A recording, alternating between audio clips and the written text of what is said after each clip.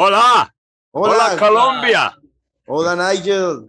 I love your background, by the way. Oh, I'm in my booth. I'm in my studio. Wow, what a Otherwise, nice. my dogs are going to be barking. So It's okay. Que ese es el estudio de Nigel. Es muy bonito. Es muy Es muy bonito. Que agradable. eso, y es But para protegerse de los works, perritos. you know.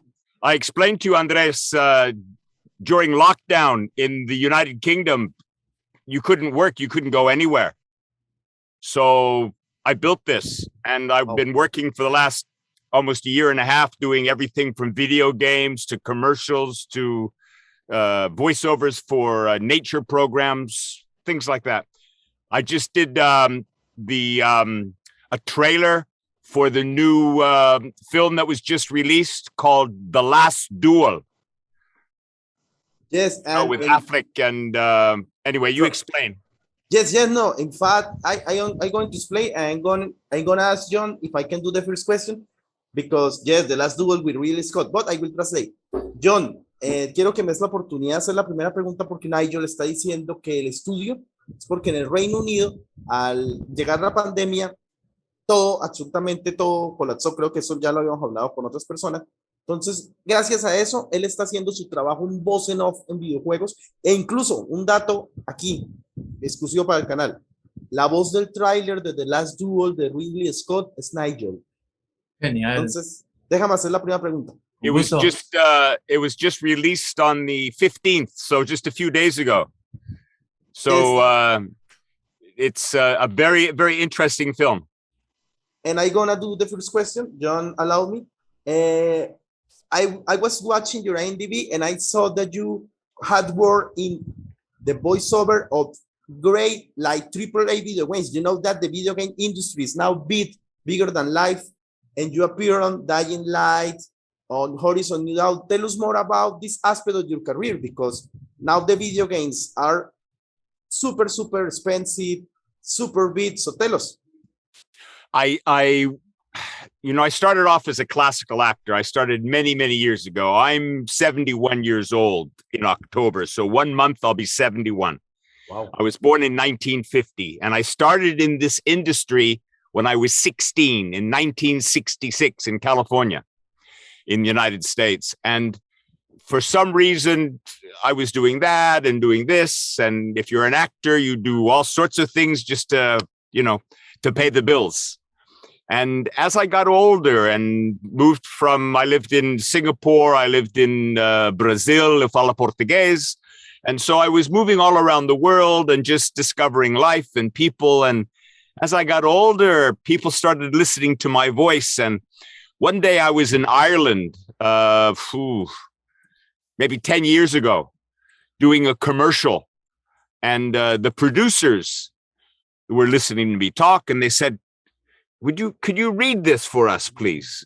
So I read it for them, and they said, would you do the voiceover for the commercial as well? I said, ¿por qué no? Of course I will. Mm-hmm. And that's where it started.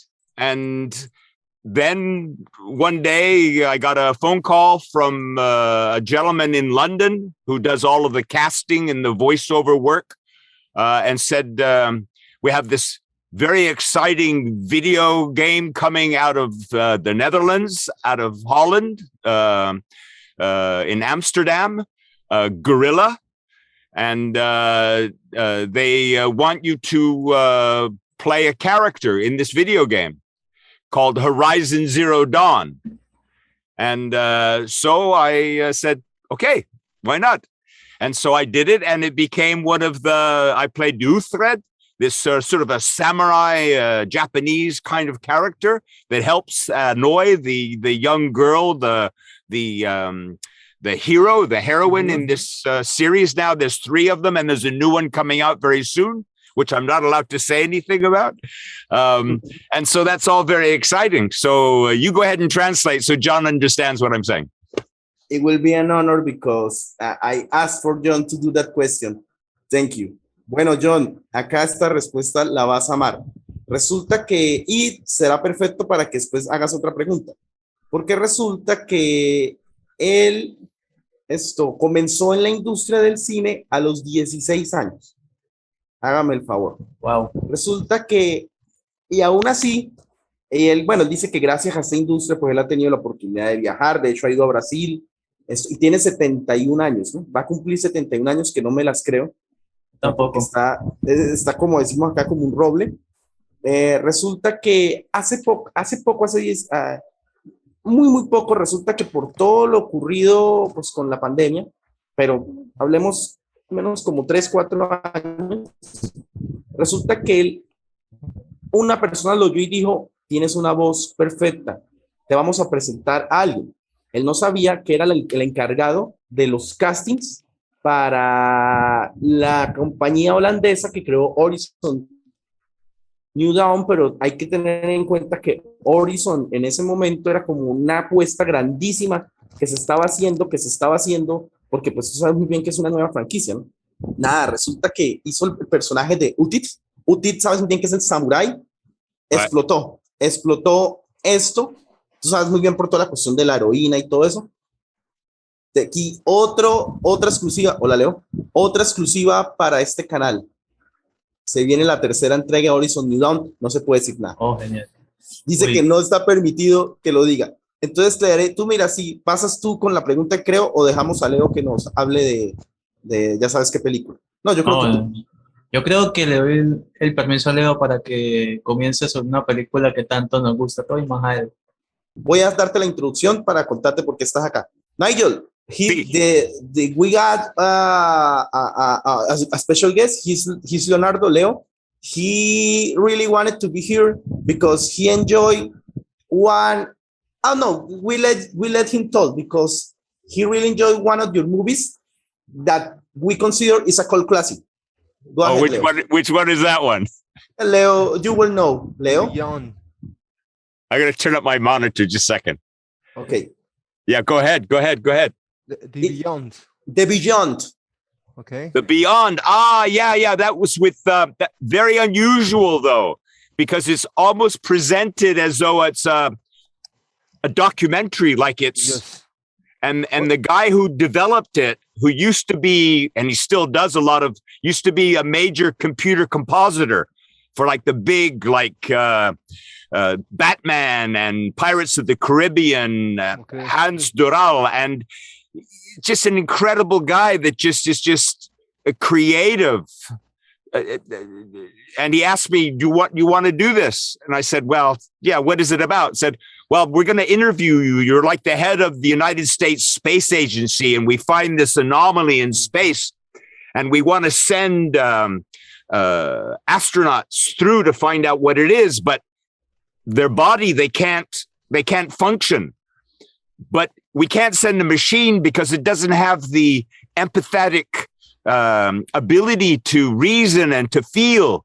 So what we'll do is we'll take the brain from a human and we'll put it in a machine, human 2.0, and send them through this hole, this tunnel in the fabric of the universe.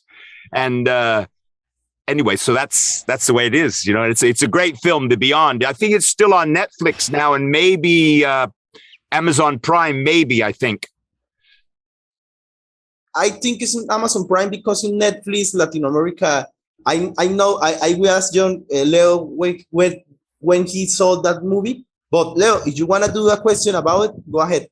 Okay. First of all, I would like to tell you that, well, I love science fiction movies, and starting from Stanley Kubrick, and Space Odyssey 2001.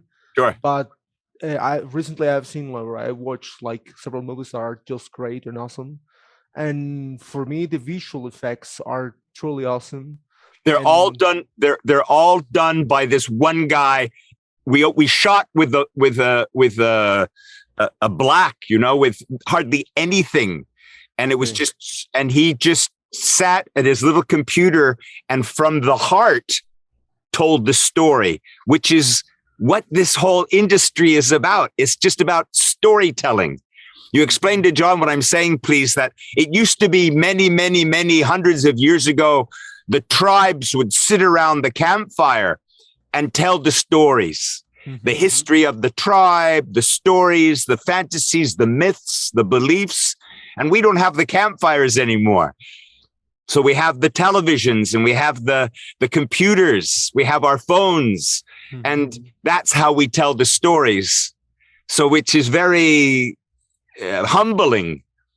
From my job, I just take somebody's fantasy and try to make it real so that the viewer can escape their life for an hour and 20 minutes, 2 hours maybe, and go on this voyage. And that's a very a privilege for me to be able to do that. So the question in that regard, like when I watched the movie for the first time, I was not expecting the movie, I mean, like there are so many science fiction movies that I can see, and you can find them on the internet. But this one, well, first of all, you have to connect so many points. The question for you is, how can you connect so many points in a movie? For example, artificial intelligence, sort of, a spaceship traveling, a wormhole, like this is incredible. At the same time, a kind of alien intelligence, the builders of the humanity, and the science that we're working in on Earth. So how can the writers or actually actors can connect all that together to create such a movie? I mean, like, what is the most difficult part that you live in? It all goes down to one man, and that's Has. That's the guy who came up with the concept that did 90% of the work. He brought in a handful of very talented, but also very passionate, caring actors. And he said our brief was no acting. Okay. There is no acting in that film. You feel when you watch it that you're actually watching a meeting or a news broadcast. And that was, from me coming from the stage originally, it was a very interesting learning curve for me. And it was basically just talking and understanding and then getting into it as though I really was the head of space agency in the United States. And Jane Perry, who played the British counterpart, who does, I don't know, 20, 30 video games a year. She's very, very good. Jane Perry, you should look that up. She does a lot. Maybe you could have her on your show too, because very much into the games as well. Andrés, el micrófono. Okay, I will translate. Voy a resumir todo porque la respuesta, tanto la pregunta de Leo como la respuesta de Nigel es increíble. Tranquilo. Estamos hablando sobre The Beyond. Primero Nigel nos comenta que lo que se está haciendo ahora más con este tipo de película, que es muy especial porque, y eso Leo lo sabrá muy bien, es una película que es contada como un documental, como una especie de falso documental.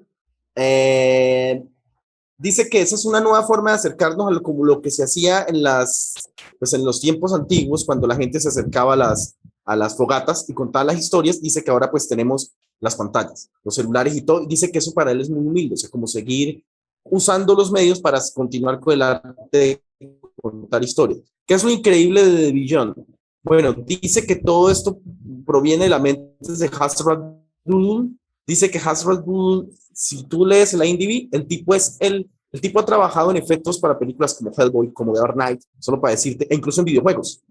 La cuestión es que el 90% de la película es él. ¿En qué sentido? Bueno, redactó el guión, dirigió e hizo los efectos especiales desde cero. ¿Qué es lo increíble? Que hablando con Leo se hablaba de que esta cinta contaría cómo sería la posibilidad de un contacto con alienígena y que ese contacto alienígena salga mal. Dice que Nigel viene del teatro y que para esto él fue como volver a un experimento porque no hay actuación en esta película. Todo es, o sea, todo el diálogo es real. El director dijo, nada, no dialoguen, hagan sentir como si, así como actuaría un humano frente a la situación. Y nos hace una recomendación que pues si se le puede pedir el favor a Nigel sería un honor. Dice que quisiera que en el canal estuviera Jane Perry, que es la actriz, pero es Por que favor. sabes muy bien que Jane Perry ha trabajado en videojuegos como Mass Effect, Ghost Recon, o sea, imagínate. Pero bueno, gracias Leo y John, yo sé qué pregunta viene. Bueno, Nigel, para mí es uno de tus primeros trabajos El ataque de los tomates asesinos. ¿No se ve? Ah, What I can't see it. He's Yeah, sort yeah. of going. Which Attack of the Killer Tomatoes. I think I don't know, what was that, 1978, right? I was 18 or something like that. My Doberman, my dog, is in the film too. Wow.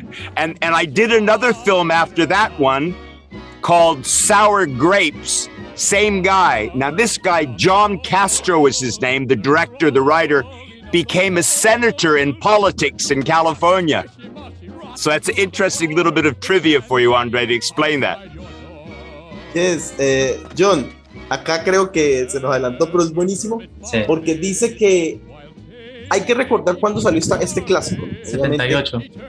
Dice que él después 81 was it? Yeah. Yes, dice después que con el mismo creador de esta saga, por así decirlo, hizo Sour Grapes, pero es que lo increíble, uno, el perro de Nigel aparece en esta película, o sea, el perro que tú ves es el perro de Nigel, y dos, este director se lanzó después a la política, por eso es que no se volvió a saber nada de él. Entonces, ahí que hay dos datos, no sé si tengas pregunta, pero con esos dos datos. Andre, excuse me, let me say, when I just had this memory of filming Attack of the Killer Tomatoes. Go ahead. And out of the frame of the camera, on the sides, there were these guys with these big boxes full of tomatoes, and they were throwing them in front of the camera so they would be rolling down the camera like this. Absolutely crazy. But it was considered one of the 10th worst films in the world. No, but now it's a cult classic. In fact, I even had the video game from that. No, it's a cult classic. Really, really old video game. I will translate. John, un dato curioso, entendiendo que en esa época fue considerado una de las peores películas. Obviamente ya le dije que es un clásico oculto. En realidad había gente detrás de cámara arrojando tomates. O sea, era una locura. O sea, bueno, eso también lo he hablado con Leo, todo el camp, todo el cine B en su máxima expresión. Bueno, no sé si pasa a otra pregunta o vas a seguirle preguntando. Con esos datos yo creo que vale oro. Vale oro bastante. También hay otra cinta, pero esta vez es como más de ciencia ficción, que es Metamorphosis ID. Tuvimos la oportunidad de hablar con Brigitte Millar, pues esperamos que algún día pueda yo volver a ver esta cinta y que Brigitte también la quiere ver. Entonces la idea es cómo ha mirado él desde que inició hasta la actualidad, cómo ha trascendido la ciencia de ficción en ese tipo de cine independiente. Okay, this question goes linked with the question from Leo, and I got a trivia from the channel. We got in this channel Brigitte Miller, and we talk about Metamorphosis AD. It's crazy because John has watched that movie in I think it's an illegal page, and that movie disappeared from the net. You now can not find it, and it's sad because Brigitte wants to rewatch that movie.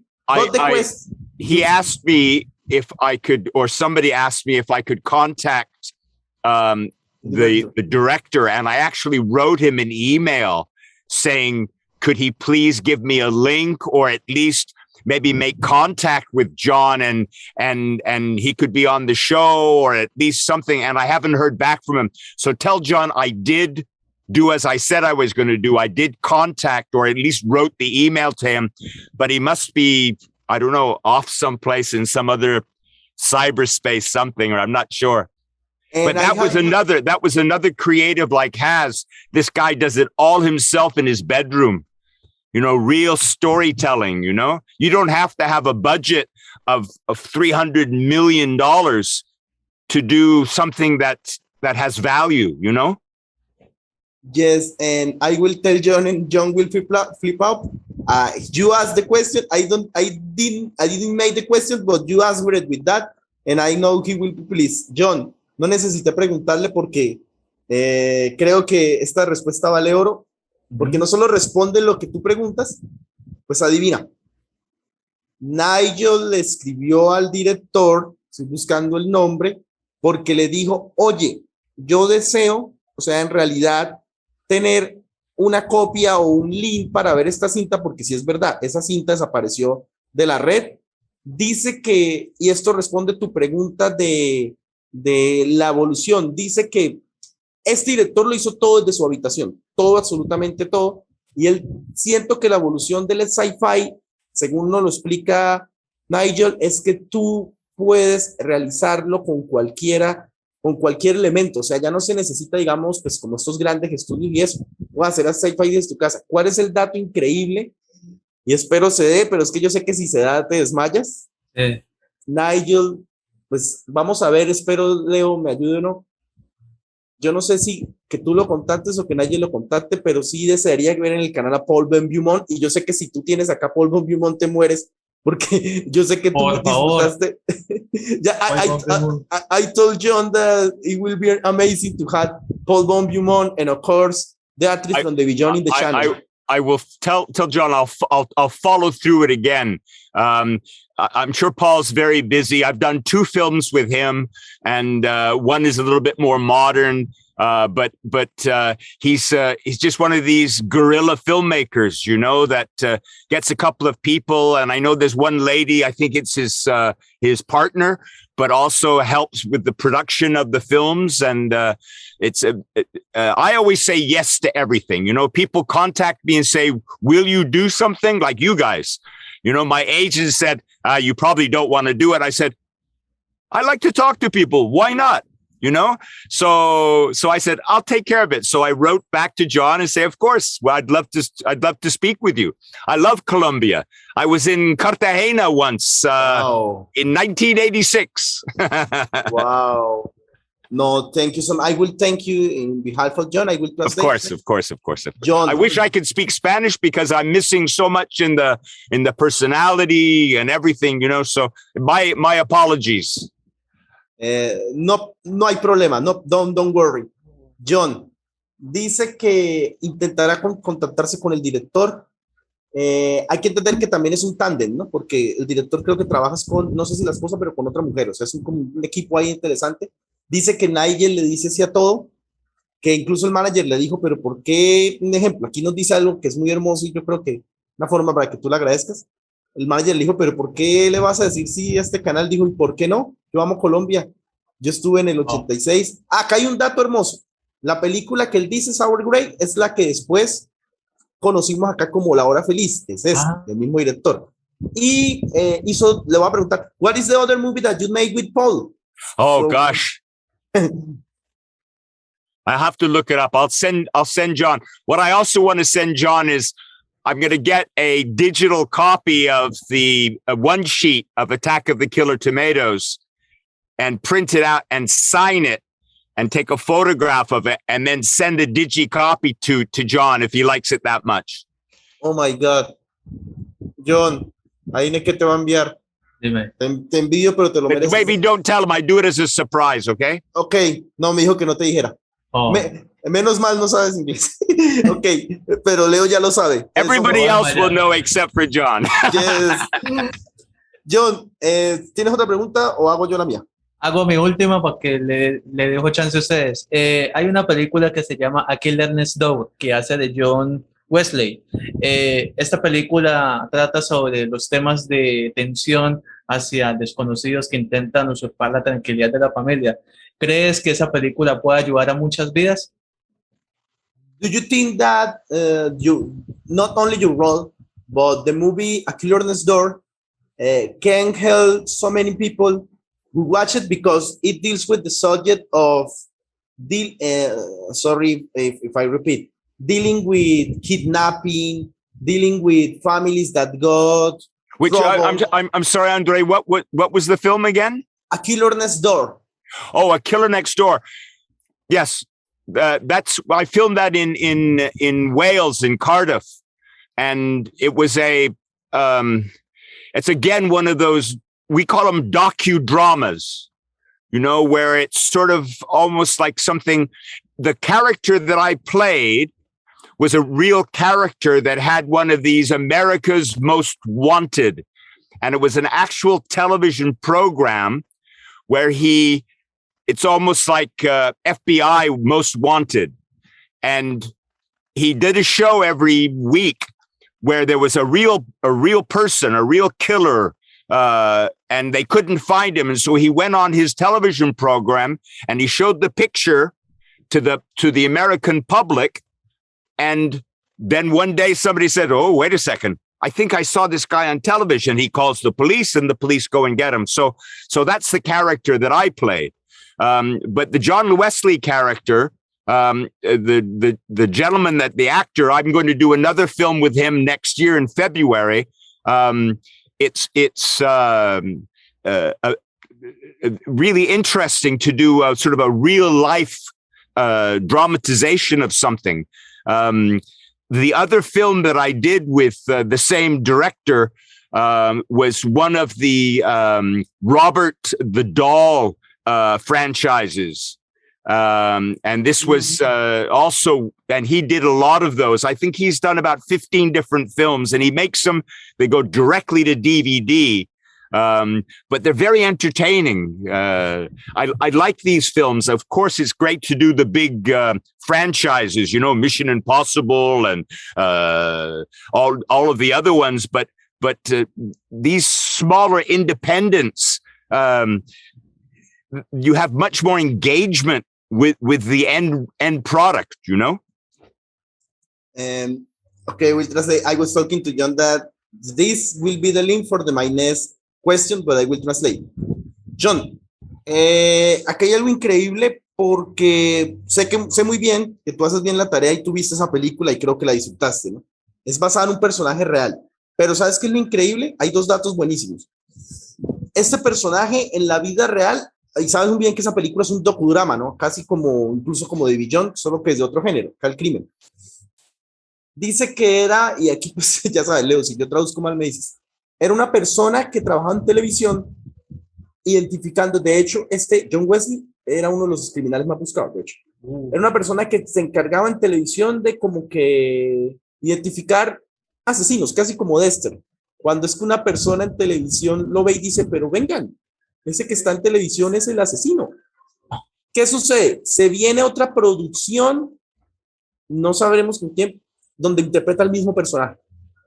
Y otro dato buenísimo, con el director de estas cintas, con Andrew Jones, él salió en la saga de Robert. Tú sabes muy bien que Robert es este muñeco asesino.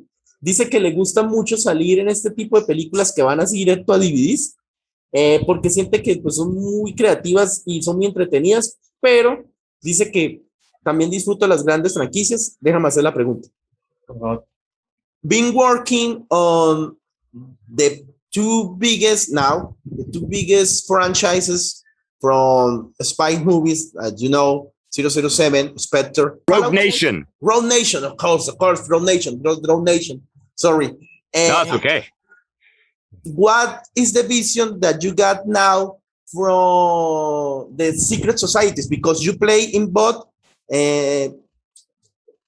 We know that Spectre deals with the secret societies, and you play one hidden chief. And I remember in Rogue Nation that you are the character that interrupts, that make questions, to do questions to Alec Baldwin, to all these people. So tell us what is the vision that you get now from the secret societies, from the power. I don't know. We can come out. Sometimes there's an English saying that art imitates life. And, there's been secret societies in our humanity for thousands of years. There are secret societies now. If you go back to Europe, the Illuminati, and I'm sure in South America, there are lots of the people we in got the Masons. back. Or the Masons, but they weren't that secret, though. Some of the internal structures of that particular body, but it goes back to Coptic times. It goes back to 7,000 years ago during the Egyptian civilizations. They're everywhere. Of course, Dan Brown's made it famous with 2 or 3 of the movies that Tom Hanks did very nicely. But there's always somebody in the back room looking through a doorway, and I find that fascinating. And do you enjoy working in these 2B productions? May I be very candid, very honest? Say it. I working on Spectre, it wasn't fun. It was understanding the enormity of the franchise. It was very restricted.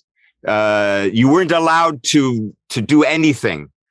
You know, of course, all of the energy was I didn't even speak to Sam Mendes, the director. It was always 2 or 3 people below. And so it wasn't fun. Of course, great for the CV and wonderful to say that I was in a Bond film. Okay, but Rogue Nation was different because Tom Cruise is different. Tom Cruise has an incredible human being, as far as I'm concerned. What he gives to the industry, he does everything.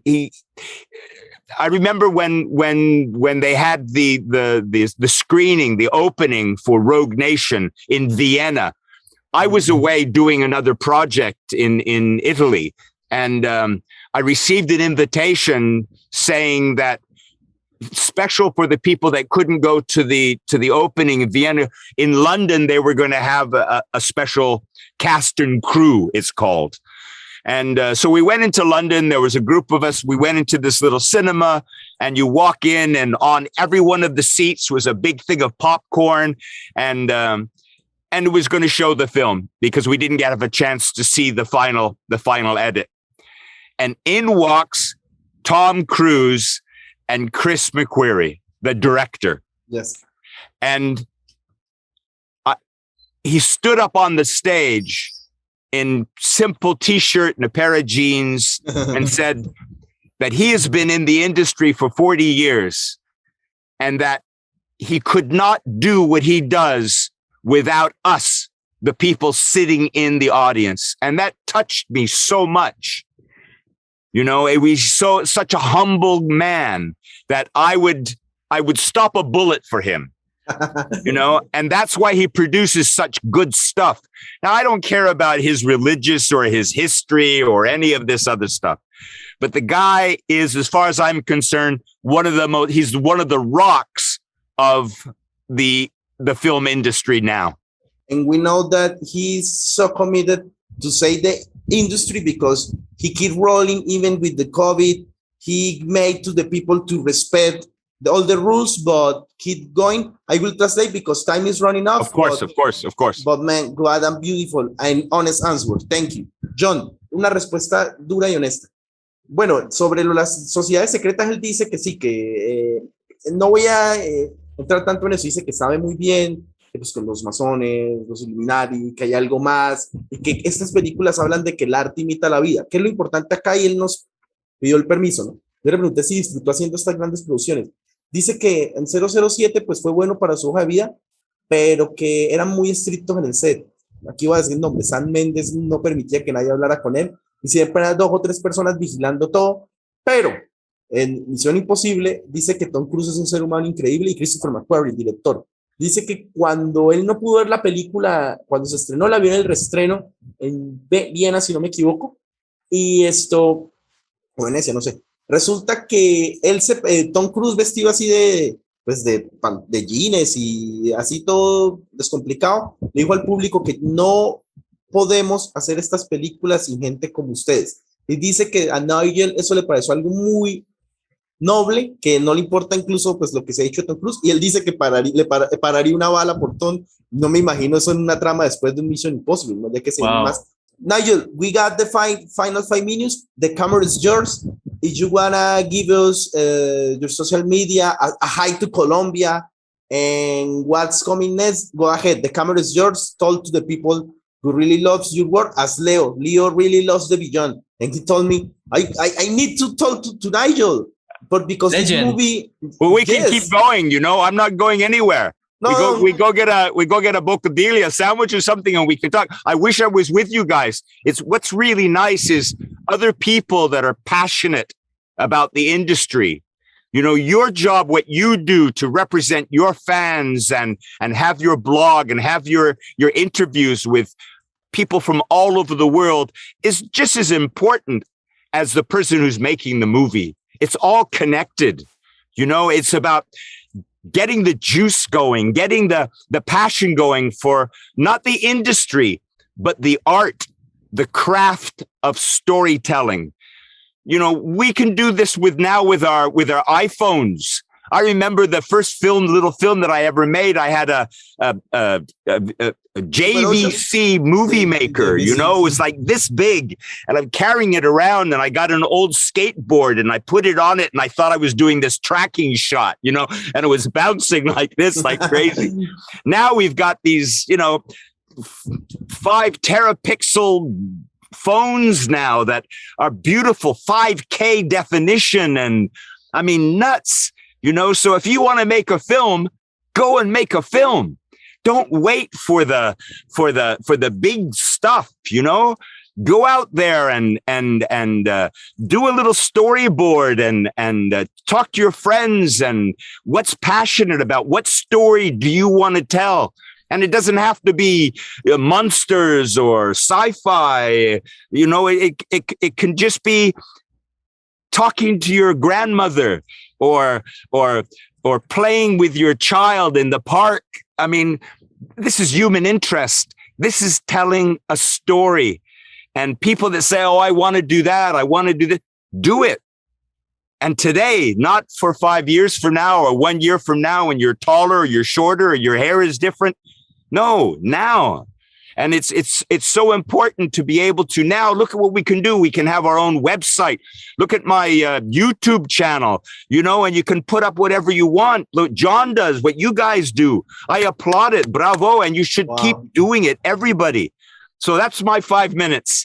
No, in fact, you got 2 minutes. I will translate, but please, a hi to Colombia, a hi to the channel. Hola, Colombia.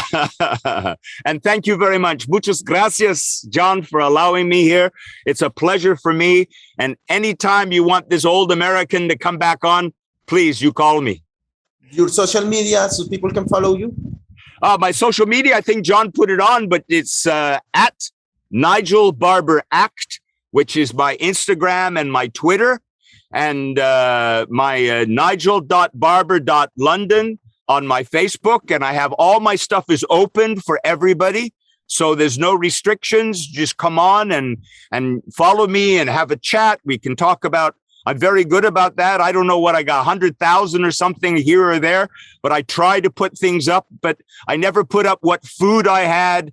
I never put up, I talk about the industry and about the jobs that I'm doing or the videos that I'm voicing or things like that. But the world is so very small. You know, we're not separated anymore with languages or religions or colors of skin. We're all together, you know, it's like a big calda, it's a big soup, and we're all together in it, you know. So let's talk, let's communicate. It's great to have all of these technical things and these computers and these cameras, but we need to use them for a reason, to share stories, to know people. It's so difficult. You know, I've been very lucky in my life to travel around the world, but there are people that don't have that opportunity. But with this technology that we have, I'm in England and you guys are in South America. I mean, it's unbelievable. And we're talking real time. It's fantastic. And final seconds, if we got the final picture for the social media, so please post, and even if this call is out. Hey, don't forget to follow us on Facebook, Instagram, and Twitter.